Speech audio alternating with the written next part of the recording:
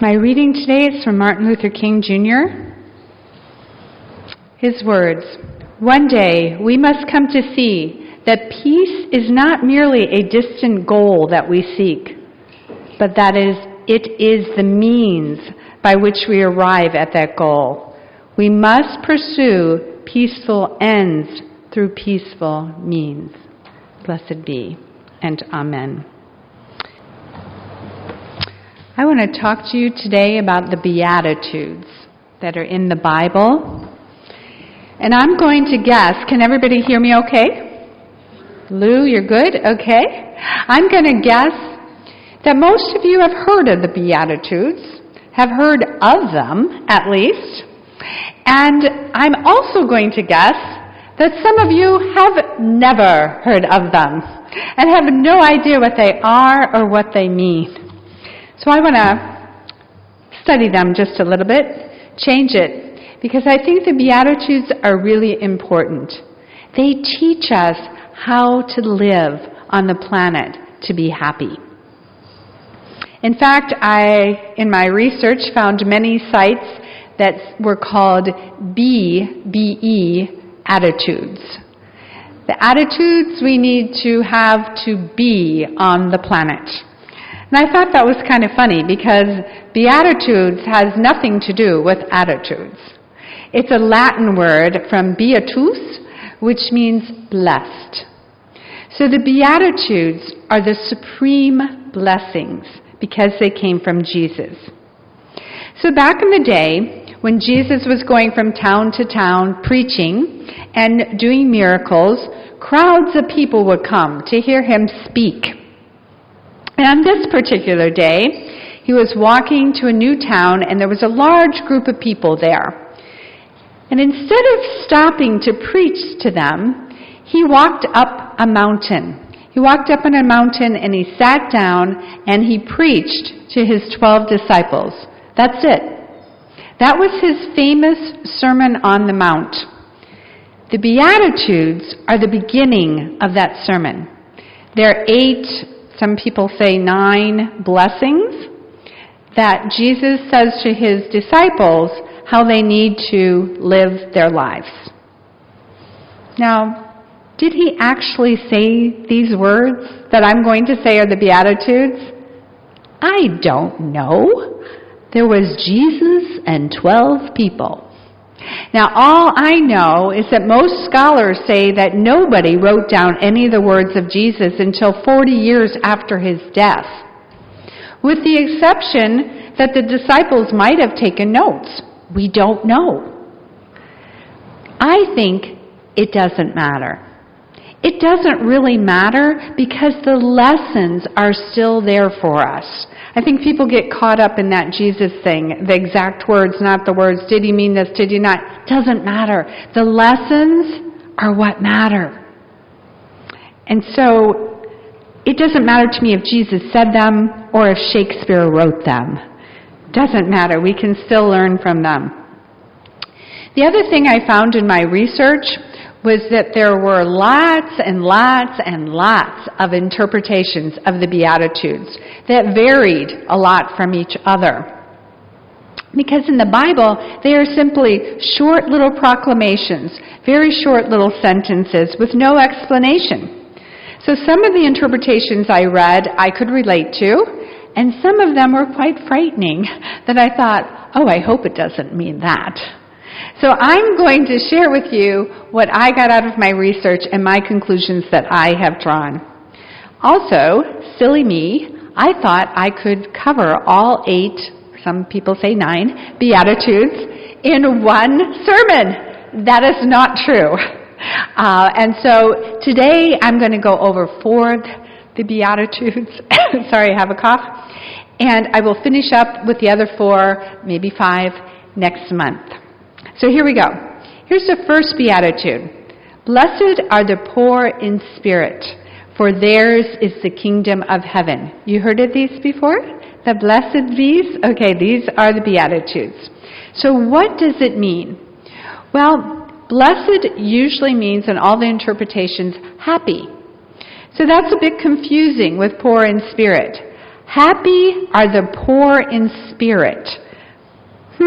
How does that work?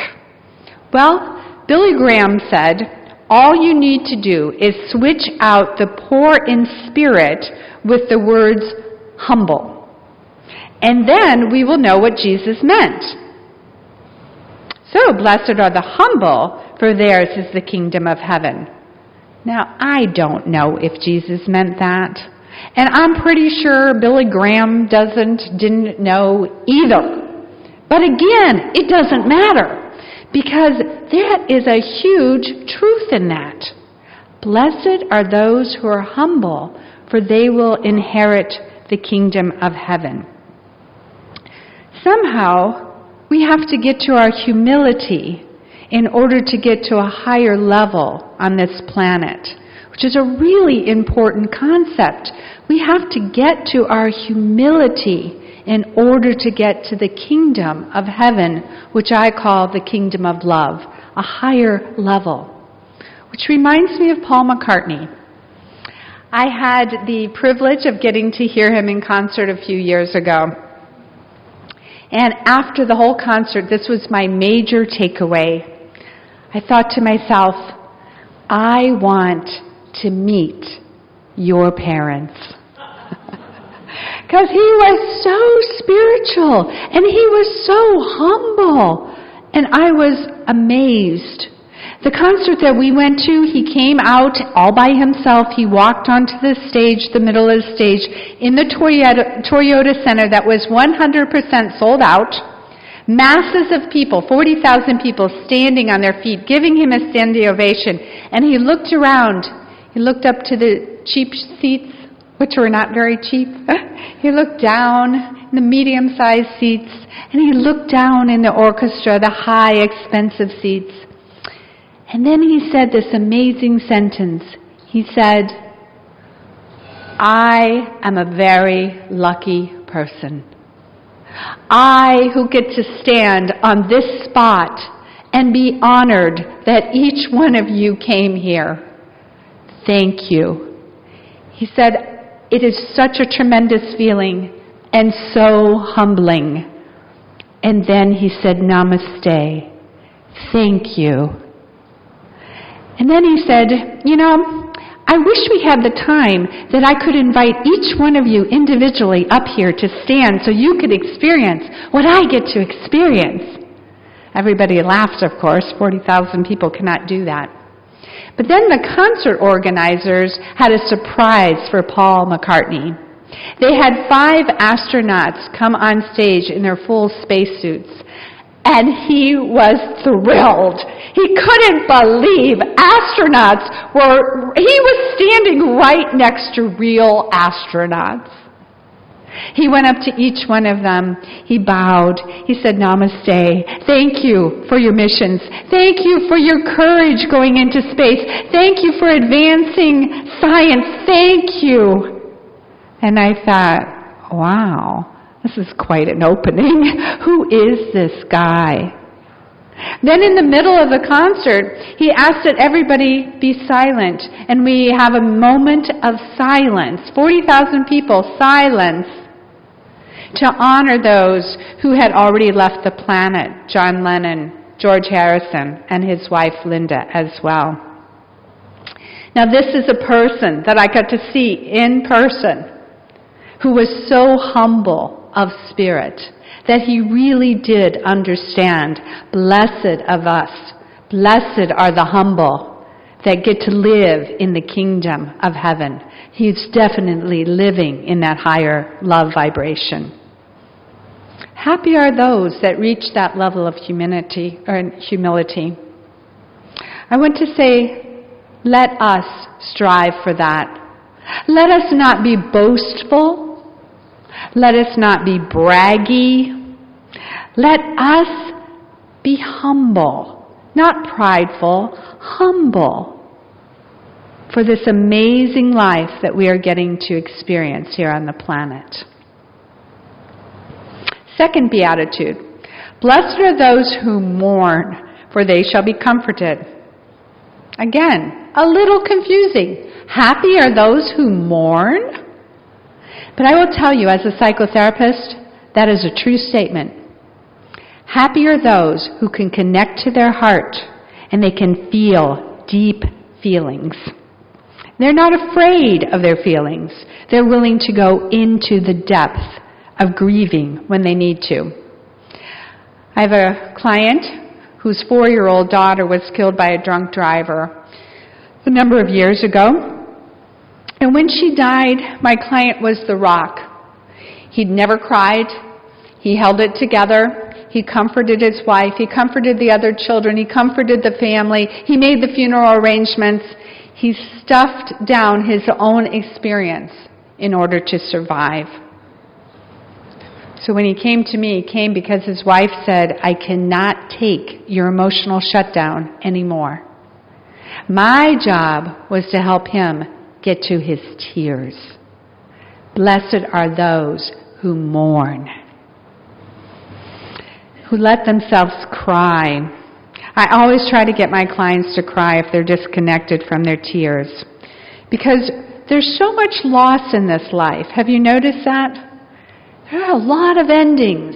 There are a lot of beginnings, but every time there's an ending before a beginning.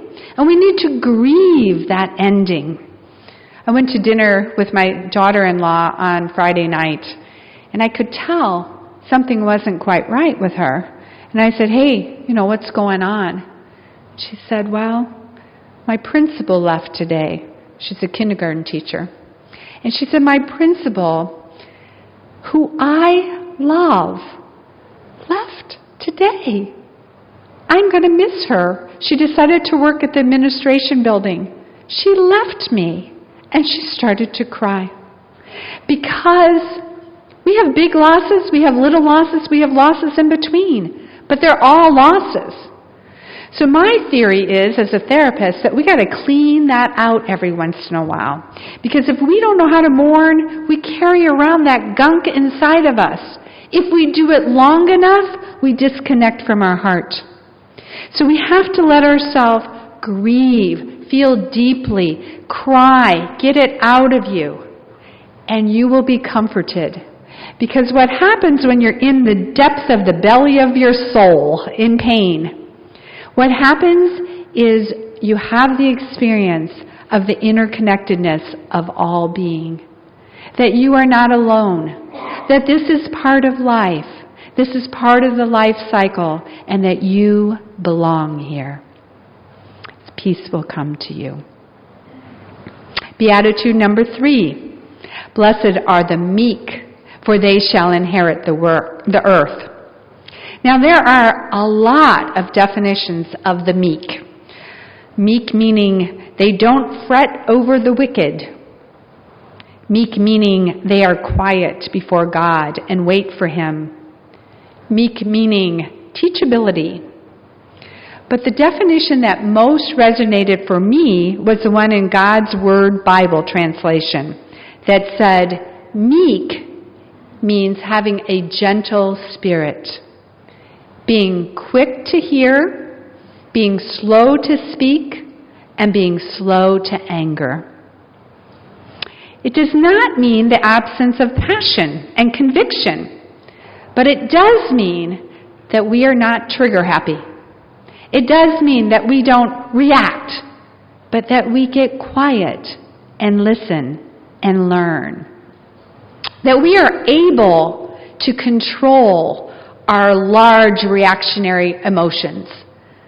That's my definition of meek. And I guess that's because my father, who I think is an exceptional man, taught me all my life. He said, Patti, in every situation that you go into, be curious. Learn what that person knows. Even if you know 90% of what they know, just be quiet, listen, and they will teach you that other 10%. Don't go in boastful. Don't go in saying, yes, I know, and try to impress the other person with what you know. Be quiet and listen for what they have to teach you. Sometimes we have to get quiet in prayer Sometimes we have to get quiet in meditation, where we just spend some time in the meekness, being small, listening for the gifts to come to us. Jesus said, "Blessed are the meek, for they shall inherit the earth." And I think that means that when we are in that gentle, still place, answers will come to us. The earth will make sense to us. We shall inherit the earth. Now the last beatitude that I want to talk about today, which I'm going out of order because it's number 7, our powerful self shows up. Not our meek self, but our powerful self. Blessed are the peacemakers, for they shall be called the children of God. Peacemaking. Peacemaker. I love that because it implies action. It's an action verb. We have to do something to make peace happen. It's different than sitting quietly, meekly, meditating, being a peaceful person. That's good. That's part of how we need to live our life. No, this is different though. This is showing up to make peace, to be a peace worker in this world. So I'm going to tell you a story by Tom Shepard. He's a Presbyterian minister that talks about peacemaking. I love this visual that he uses. He says there are 2 kinds of people in the world. 2 kinds. There's the thermostat people, and then there are thermometer people. Now, a thermometer reflects the climate of a room. If it's hot, it tells you it's hot. If it's cold, it tells you it's cold. But a thermostat has the power to change the climate in the room. It can take a hot room and turn it down, and all of a sudden the air conditioner comes on and it can cool it down. It can take a cold room and you turn the thermostat and it can warm the room up. A peacemaker is a thermostat person. A peacemaker can change the climate in the room when he or she walks in. Have you ever had that experience? Where you're in a room and people are complaining and negative and saying what all the problems are, and this isn't right and that isn't right, and my boss said this and this isn't right. And a thermostat person can walk into that room, get a gauge of it, and say something that shifts the climate of the room to where people say, "Oh, I hadn't thought of it that way. Oh, I guess there is another side to the coin. Oh, thank you for saying that." That's a peacemaker. They change the whole climate. I want to give you an example. They are not the people that, peacemakers are not the ones that feed into negative, but they're actually the ones that say, what needs to happen here to promote positive, to promote what our world needs to heal. So the example I have from this week is Chelsea Clinton. I don't know if people saw her tweet to Kellyanne Conway. Kellyanne Conway was really criticized by the media this week. You may have seen it. There's a picture of her sitting in the Oval Office on one of the white couches with her feet on the couches. So this went viral. Then, this is how AOL News reported it.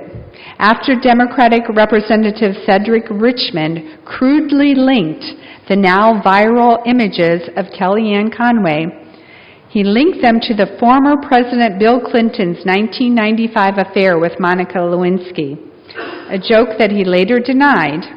Former first daughter Chelsea Clinton tweeted in support of Conway, calling the congressman's joke despicable. This is her tweet. I hope Kellyanne receives the apology that she deserves. Certainly never thought I would write that and mean every word. That's a peacemaker. That's somebody that can reach across the aisle That's somebody that can put themselves in another's place and understand with their empathy what that must have been like for Kellyanne. And to reach out and be supportive. That is a peacemaker. Seeing that the other person, whether we have the same beliefs or we don't have the same beliefs, the other person has inherent worth and dignity. And that's what this beatitude is about. Blessed are the peacemakers who are able to see the inherent worth and dignity in every human being. So not only are we charged with this from Jesus in the Beatitudes, but we are charged with this as Unitarian Universalists, because it's one of our 7 principles here that we as Unitarian Universalists affirm and promote the inherent worth and dignity of every person. Affirm and promote. That's that action word. We actually promote the inherent worth and dignity of every person we encounter. We also affirm and promote justice, equity, and compassion in all human relations. Even Chelsea Clinton with Kellyanne Conway. How beautiful is that? We also affirm and promote the goal of a world community with peace, liberty, and justice for all.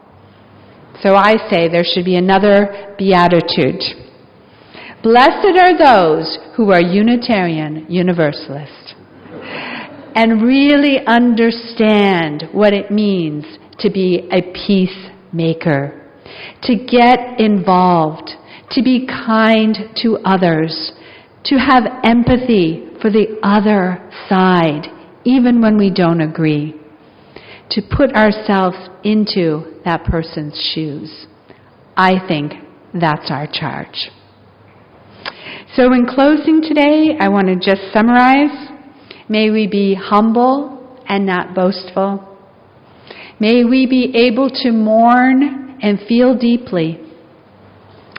May we be a gentle spirit, ever ready to listen and to learn. And may we be, each one of us, a peacemaker for the world. Blessed be, and amen.